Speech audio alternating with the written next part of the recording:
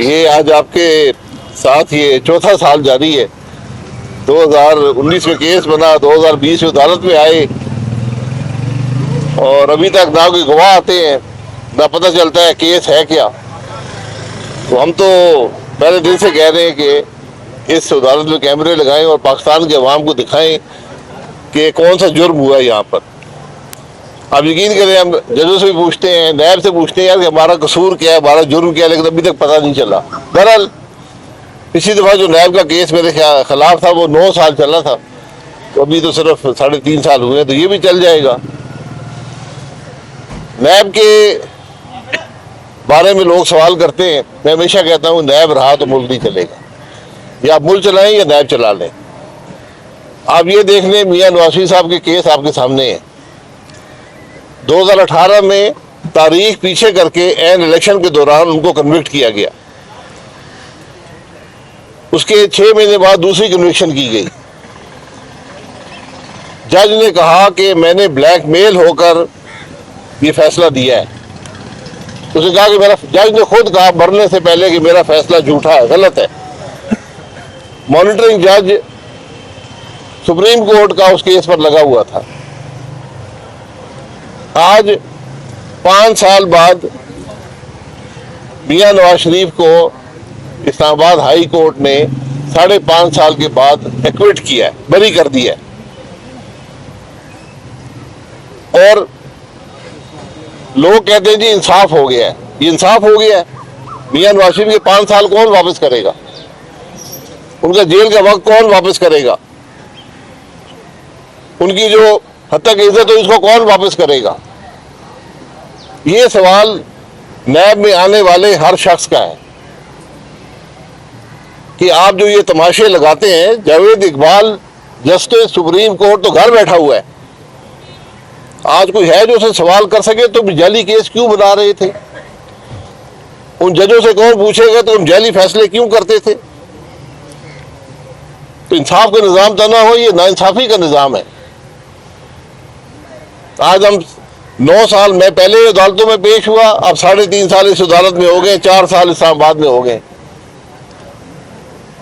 किसी दिन हमने हाथ डालना है जावेद इकबाल पर,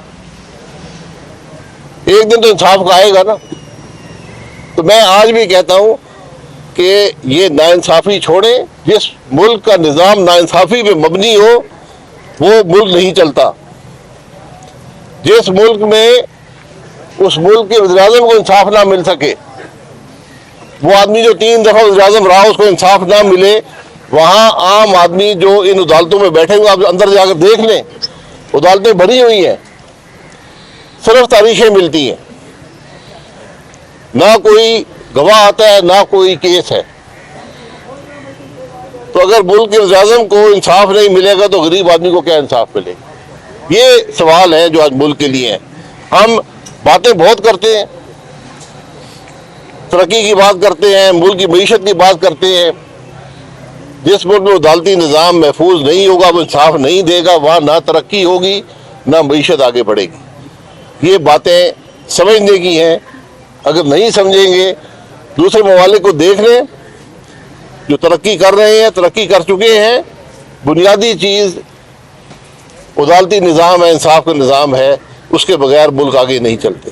ये बताएं सर, ये बताएं कि आपने कहा कि इलेक्शन जो है इस माहौल में नहीं लड़ सकता। गुज़िश्ता दिनों में एक चैनल पे आपने प्रोग्राम में कहा है, क्या आप एक सियासतदान है तो सियासतदान को क्या मैदान खाली छोड़ना चाहिए?